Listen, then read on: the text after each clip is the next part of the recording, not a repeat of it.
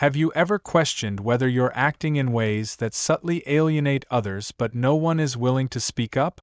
We start to form certain habits as we become older. Some are intelligent, even consoling. However, some people can become blind spots.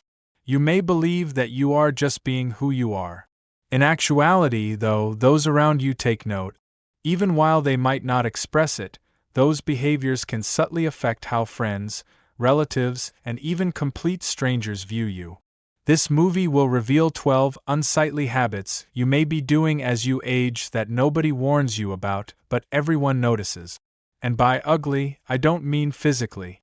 I'm referring to the kinds of actions that gradually erode your self-esteem, cause you to become estranged from other people, and erode the respect and dignity you've accumulated over the course of your life. In each of these signals, you will be prompted to ask yourself, is this still serving me, or is it pushing people away? Without passing judgment on yourself. The good news is that the majority of these habits are entirely reversible. The first step is just awareness. After seeing this video, you will not only know what to watch out for, but you will also know how to live a more confident, clear, and graceful life as you age. Therefore, stick with me through to the finish because you might discover that a few minor adjustments could have a significant impact on how you and others perceive you. Let's get started. The first is disregarding personal hygiene. One of the first things people silently pick up on but rarely mention is when someone stops taking care of their hygiene. And I'm not talking about major neglect either. It's the little things. Wearing clothes that look like they've been worn 3 days in a row, hair that hasn't been brushed, fingernails that go just a little too long, a faint odor that lingers a bit too long after you leave the room. These may seem small, but they speak volumes. See, hygiene isn't just about cleanliness. It's about how we carry ourselves. In our younger years, we usually maintain these habits without even thinking. But as we get older, energy wanes, routines change, and some people start to feel like, what's the point? And that shift is subtle, but the people around you notice. They may not tell you outright because they don't want to embarrass you. Especially younger family members. They don't know how to bring it up without hurting your feelings. So instead, they simply adjust. They sit a little farther away. They shorten the visit. They stop initiating hugs. But what they're really reacting to isn't you. It's the message your self-care is sending. It tells them you've given up a little. That maybe you don't value yourself as much as you once did. And here's the part no one says out loud. When you stop taking care of yourself, people unconsciously stop treating you with the same level of warmth and respect.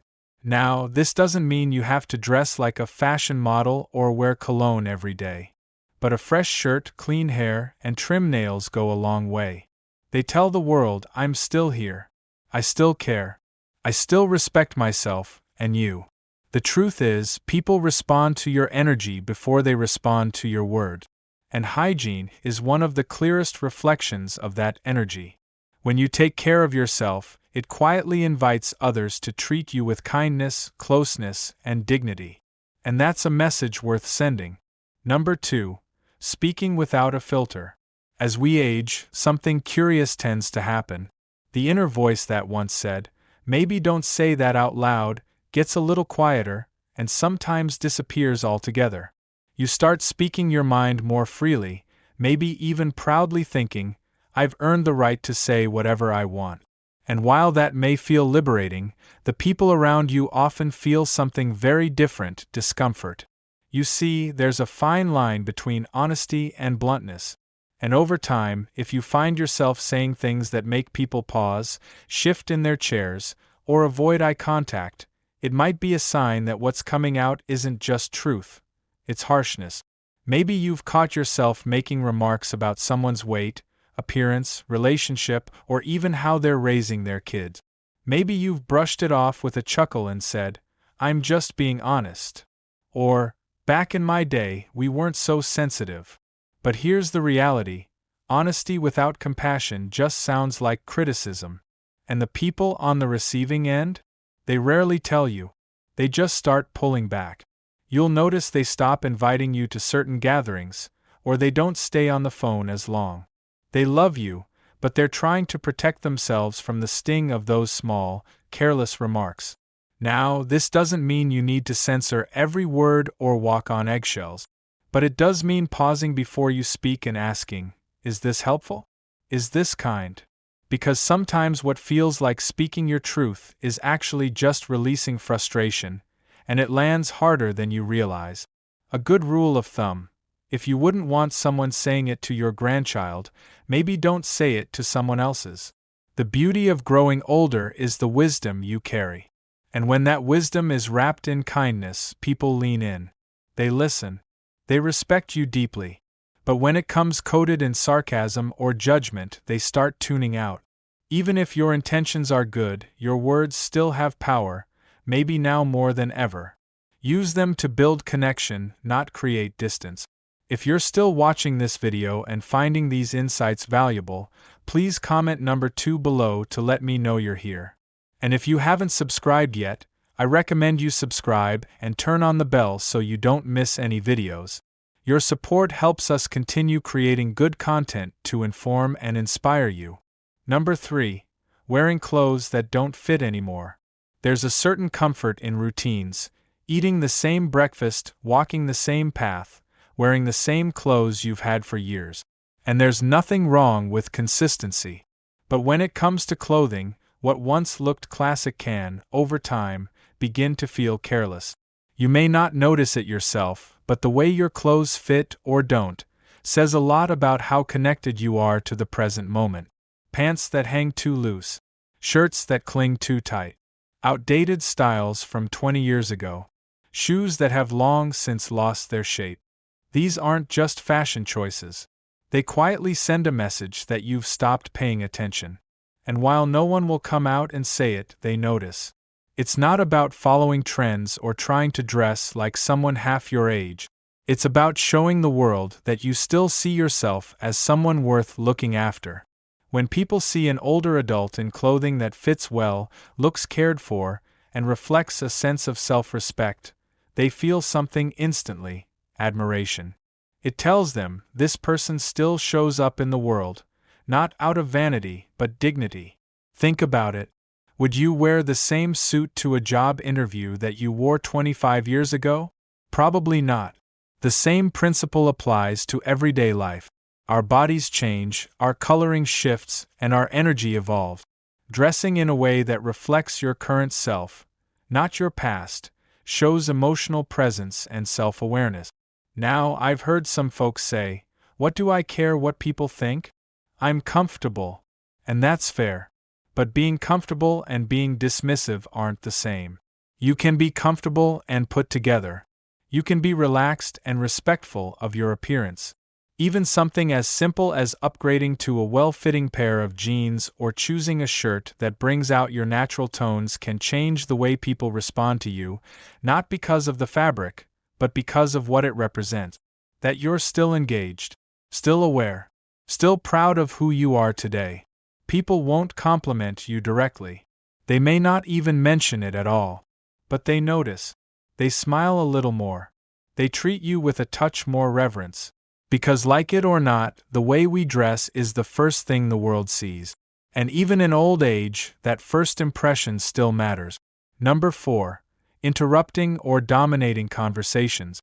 We all want to be heard, especially in our later years, when we've lived through enough experiences to know a thing or two.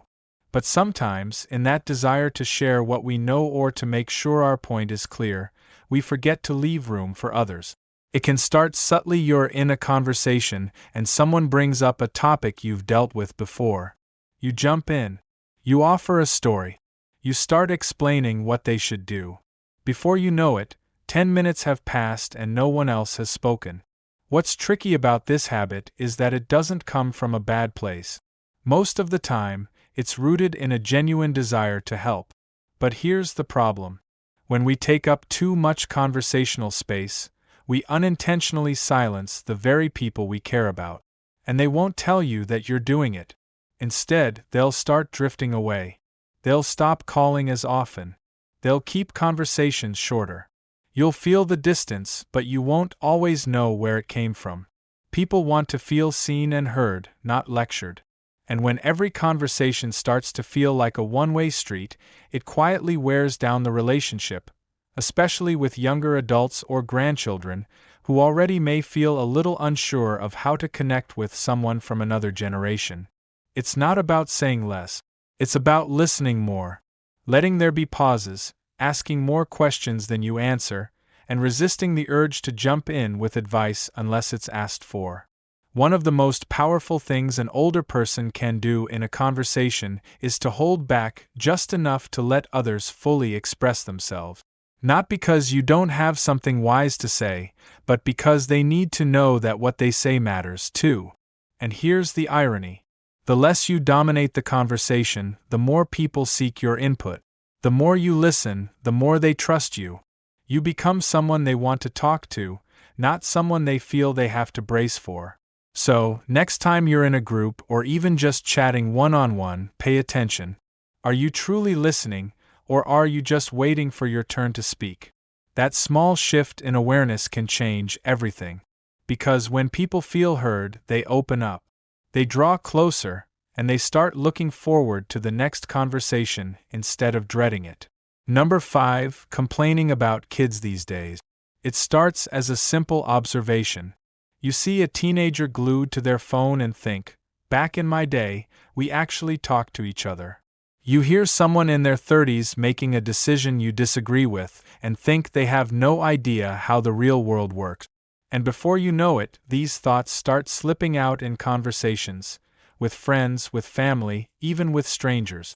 You may not realize it, but when you constantly criticize younger generations, it sends a powerful and often damaging message. It tells the people around you, especially your children and grandchildren, that you're not interested in understanding them, that you're stuck in a time that no longer exists. Now, here's the uncomfortable truth. Every generation thinks the one coming up behind them is missing something. That's nothing new. But when that criticism becomes your default, it doesn't make people see you as wise. It makes them see you as bitter. You might mean it as a joke.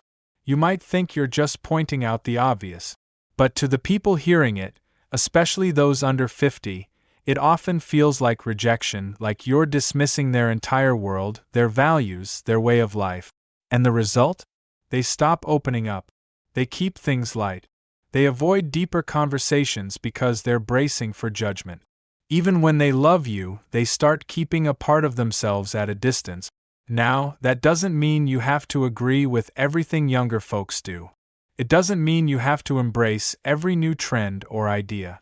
But what it does mean is choosing curiosity over criticism, asking instead of assuming. When you shift from saying, "These kids today have it easy," to asking, "What's it like trying to find your way in this world?" Now you open the door to connection. You create space for dialogue, not division. Remember, your value doesn't come from comparing the past to the present. It comes from bridging them, from being the steady hand that reaches across generations, not the voice that shouts from behind. And believe it or not, when younger people feel respected by you, they listen more. They ask questions. They come to you, not because they have to, but because they want to. You become not just the elder in the room, but the one they admire, trust, and turn to, not for lectures, but for wisdom that listens first, then speaks. That's real influence. And it starts with letting go of the need to be right about how it used to be, and leaning into who you can still be right now. If you're still watching this video and finding these insights valuable, please comment number 5 below to let me know you're here. And if you haven't subscribed yet, I recommend you subscribe and turn on the bell so you don't miss any videos. Your support helps us continue creating good content to inform and inspire you. Now, let's move forward. Number 6, ignoring modern etiquette. There's a kind of social awareness that often goes unnoticed, until it's not there. Things like speaking loudly on your phone in public, standing too close in line, or playing a video without headphones in a waiting room. Small behaviors, sure, but they can have a big impact on how others perceive you. Now, these things might not have been a big deal decades ago. Back then, People were more tolerant of loud conversations or unexpected behavior. But times change. Expectations shift. And what used to be considered harmless now makes people quietly uncomfortable. And here's the tricky part. You may not even realize you're doing it. No one pulls you aside and says, "Hey, could you turn that down?" Or, "Do you mind stepping back a little?" Instead, they'll give you a look, or avoid eye contact, or move to another seat. It's not personal, but it is real. And whether it's on the subway, in a coffee shop, or even just walking through a store, these little breaches of what people now consider common courtesy send a message. They say, "I'm not aware of how I affect others." And the truth is, people don't always give older adults the benefit of the doubt. They often assume you should know better. So when they see these behaviors, they don't chalk it up to misunderstanding, they chalk it up to disregard. That's not the legacy you want to leave. And fortunately, it's one of the easiest things to fix. Start noticing how people around you behave in public spaces, how they manage their volume, how they navigate personal space, how they engage with technology when others are around. Modern etiquette isn't about being uptight. It's about being considerate. It shows that you're still tuned into the world, still engaged, still aware of the impact you have on others. And that awareness, it builds respect. It tells people, I may be older, but I'm still someone who pays attention. Someone who adapts. Someone who cares about how others feel. That doesn't just improve how strangers respond to you. Changes how your own family sees you, too. Grandkids notice. Neighbors notice. And their quiet admiration grows. Because in a world that's always rushing, someone who moves with awareness, who carries themselves with subtle dignity, stands out more than ever. Number 7, oversharing medical problems. We've all heard the joke. Get a few older folks together, and the conversation turns into a contest of who's got the worst knee, the highest blood pressure, or the most medications lined up on the bathroom shelf. And while it may seem like harmless talk or even a way to relate, constantly bringing up your health issues can slowly wear down the energy of those around you. Here's the thing. Everyone knows that getting older comes with its fair share of physical challenges. You don't have to pretend everything's perfect. But when your conversations always circle back to what hurts, what the doctor said, or what's next on the surgery list, people start to feel like they're in a waiting room, not a relationship. Especially for younger family members, these topics can feel overwhelming. They may not know how to respond. Or they may feel helpless hearing about things they can't fix. So instead of leaning in, they back away. Not out of disrespect, but out of quiet exhaustion. You deserve empathy. You deserve to be heard. But when that becomes the centerpiece of how you relate to others, it changes the dynamic. It shifts from connection to caretaking, from conversation to complaint. Think about the people you enjoy being around. Chances are, they're not the ones who list every ache and pill they take. They're the ones who focus on what's still good. The ones who might mention a challenge, but don't let it define the moment. Now, does that mean you should hide your struggles? Not at all. But choose your audience, choose your timing, and more importantly, choose balance. Share how you're doing? Yes. But also ask others how they're doing. Talk about the book you're reading, the neighbor's garden, the bird you saw out your window. Because your life is still full of stories that aren't just medical charts. And people want to connect with you, not just your symptoms. You might be surprised how much lighter your relationships feel when you stop letting your health lead every conversation. When you focus on what you can do, what you enjoy doing, and what still sparks a smile, you don't just feel better, you help others feel better too. And in a world that already feels heavy, being someone who lifts the room even a little is a beautiful kind of medicine all its own. Number 8. Being stubborn about outdated belief. One of the hardest things to notice in ourselves, especially as we age, is when our beliefs start turning into walls instead of windows. We hold on to ideas that once served us well, principles that shaped how we raised our families, ran our businesses, and made sense of the world.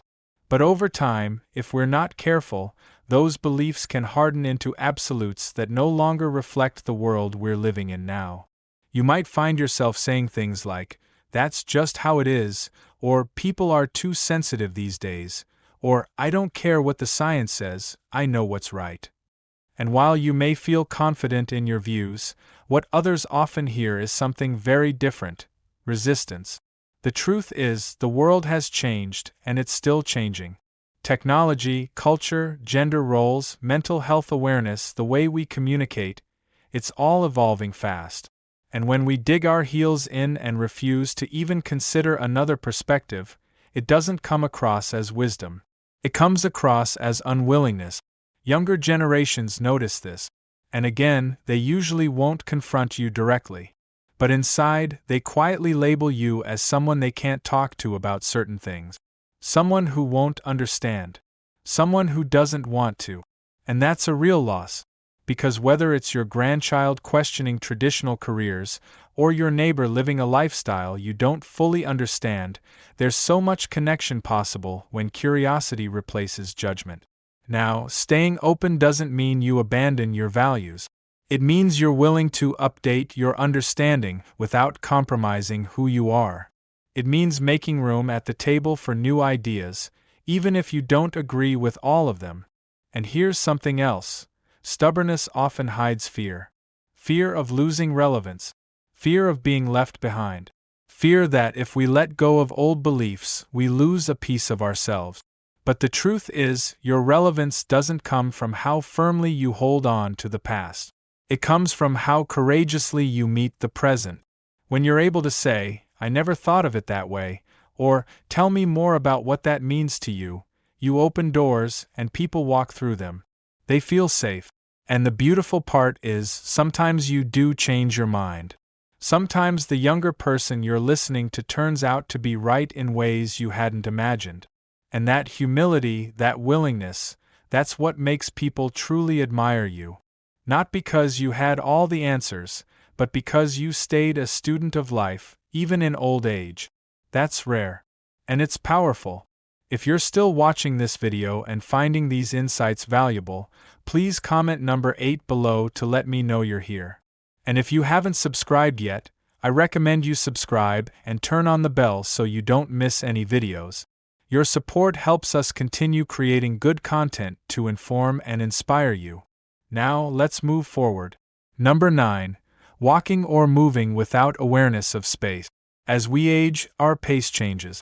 We slow down a little. We might feel less steady or more cautious with our steps, and that's completely natural. But what often happens without us realizing it is that we become less aware of how our movements affect the people around us. You've probably seen it. Someone standing in the middle of a grocery aisle, cart sideways, completely blocking the way while scanning a label. Or someone stopping suddenly in a busy walkway, lost in thought. Or walking with a friend and slowly drifting into the path of oncoming foot traffic. Most of the time, these things happen without bad intent. You're not trying to be inconsiderate. You're simply focused on your own task. But to the people around you, especially those in a hurry or navigating tight spaces, it feels like friction, like you're creating small obstacles that make their day a little harder. And here's the key part: people rarely say anything. They just sigh, walk around you, maybe give a quick glance, and carry on. But over time, these small moments add up in how others perceive you. They might start to see you as that person who's always in the way. Or they may silently decide to avoid situations where they'd have to walk beside you, shop with you, or navigate public spaces together. Not because they don't like you, but because they feel like they have to manage you. Now, I want to be clear. Slowing down is not the problem. The issue is awareness. You can move slowly and still be respectful of space. You can pause to read something and still keep to one side. You can walk carefully while being mindful of the flow around you. This is especially important in places like airports, busy sidewalks, malls, or even church hallways. These are shared spaces. And being considerate in them sends a strong message that you're still paying attention, that you still care about how you impact others. In fact, this kind of awareness is a subtle form of grace. It tells people you're not just focused inward, you're present, thoughtful, and kind. And the truth is, most people aren't expecting perfection. They're just hoping for a little effort, a little awareness, a little consideration. When you show that, you stand out, not as a slower person, but as a considerate one. Someone who still moves through the world with dignity and a quiet sense of responsibility. And that kind of presence, it's more powerful than you might realize. Number 10. Making jokes that don't age well. A good sense of humor is one of the best things you can carry into old age. It keeps you light, keeps others comfortable, and helps ease tension in even the hardest moments. But not all humor ages gracefully. And some jokes, especially the ones that once got a laugh decades ago, can quietly push people away today. You might be joking the way you always have. A little sarcasm here. A teasing remark there. Maybe a comment that plays off old stereotypes or pokes fun at someone's background, appearance, or choices.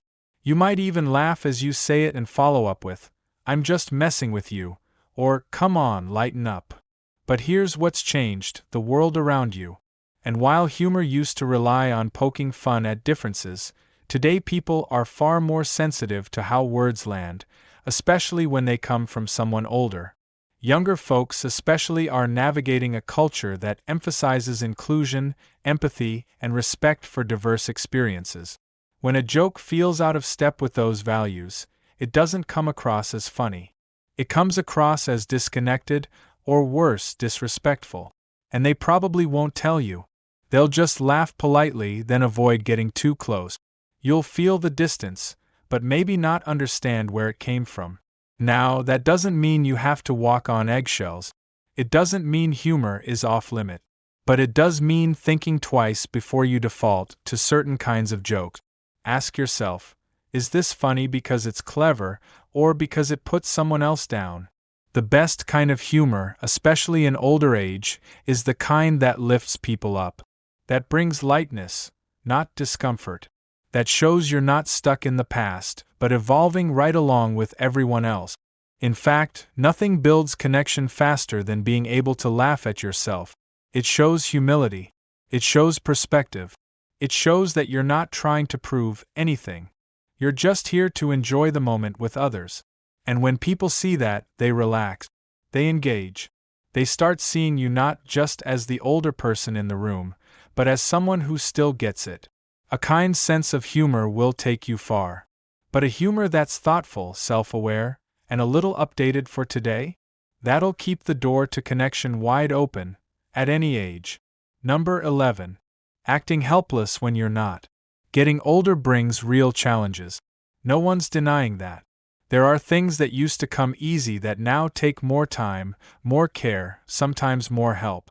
But there's a difference between needing help and defaulting to it when you don't have to. And over time, that difference becomes something people notice more than they'll ever admit. Maybe you've gotten used to saying, "Can you just do it for me?" Or, "I don't know how any of this works. I'll mess it up anyway." At first, those requests feel innocent. But when they become habits, especially for things you're still capable of doing, they can quietly start to wear on the people around you. Family members might start feeling like caretakers even when you're perfectly able. Friends may notice that they're always the ones lifting, reaching, fixing, organizing. And though they might smile and say, "No problem," inside they begin to feel something else: resentment. What's even more complex is that sometimes this behavior is subconscious. It's not laziness, it's fear. Fear of doing it wrong. Fear of looking silly. Fear of not keeping up. So, you let someone else step in. And with each little surrender, your independence slips just a bit more. But here's the truth. People admire effort more than perfection. They'd rather see you try and struggle a little than give up altogether. Your children, your grandchildren, even your neighbors, they feel proud when you show you're still in the game, that you still want to learn, move, participate. And when you ask for help only when you truly need it, they trust you more. They don't feel like they're being manipulated or taken for granted. They feel honored to step in, because they know it comes from a place of honesty, not habit. Maintaining your sense of agency isn't about pretending you're 30 again. It's about showing up with what you can do, asking clearly for what you can't, and respecting the line between the two. You'd be amazed how empowered you feel when you start reclaiming the little things, carrying your own bag, figuring out the new remote, following a recipe without asking someone to hover. These small wins build confidence. They remind you, and everyone around you, that age may change what you're capable of, but it doesn't take away your strength, your will, or your dignity. Because the people who truly age well aren't the ones who never ask for help. They're the ones who know when to ask, and when to stand tall and say, "I've got this." Number 12. Pretending you're always right. We all like to feel we've earned our place at the table, especially after decades of life experience, hard choices, and lessons learned the long way. So, it's understandable that at a certain point, many older adults feel like they've got the answers, that they've seen enough to know how things work. And in many cases they do. But here's where it gets tricky. When the need to be right overshadows the need to connect, people stop listening. It might show up in small ways: correcting someone's story at dinner, insisting your way of doing something is the only way that makes sense, rolling your eyes at new ideas, or brushing off someone else's opinion with, "Trust me, I know better." At first, others may shrug it off. They might even laugh. But over time, being around someone who always has to be right becomes exhausting. People start avoiding meaningful conversations. They withhold their thoughts. They stop challenging you, not because you convince them, but because it's just easier to stay quiet. The irony is many older folks don't do this to be arrogant. They do it to feel safe, to feel like they still have authority in a world that's changing quickly around them. But when being right becomes more important than being kind or curious, it backfires. Being wise doesn't mean having all the answers.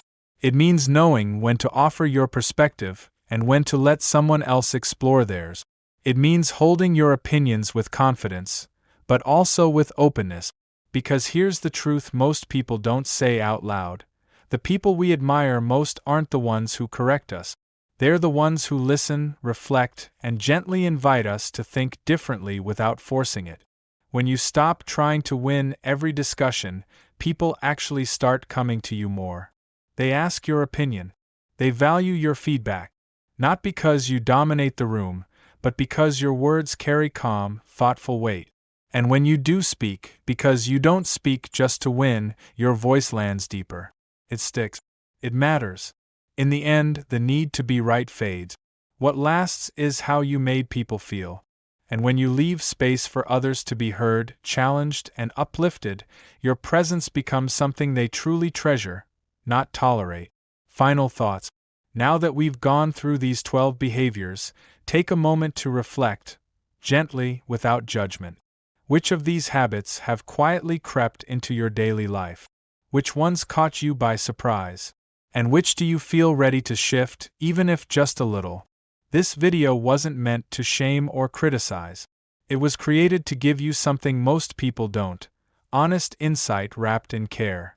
Because the truth is, these behaviors don't make you a bad person. They're simply blind spots, things that settle in over time without us noticing. And once we do notice, that's when real strength shows. Not in pretending they don't exist, but in saying, "I see it. I can do better. I still have the power to grow." That's what aging well is really about. Not clinging to the past. Not resisting change. But stepping into each new day with self-awareness, grace, and the quiet strength of someone who still wants to connect, evolve, and be a source of warmth in other people's lives. So, as you move forward, keep these signs in mind, not as a checklist, but as gentle reminders. Ways to keep showing up in the world with dignity, presence, and the kind of character that leaves others feeling respected, comfortable, and inspired. And remember, it's never too late to shift how you move through the world. Small changes in how you speak, listen, dress, joke, or interact can completely transform how people experience you, and how you experience your own place in the world. Thank you for joining us today. We'd love to hear from you. Leave a comment below and share one thing you learned today and how you plan to use it in your life. Your thoughts are important to us, so don't hesitate to share them. Reading your comments gives us great motivation and encouragement. If you enjoyed this video and found it helpful, please like, subscribe, and share. Your support helps us continue creating good content to inform and inspire you. Thanks for watching, and we look forward to seeing you in the next video.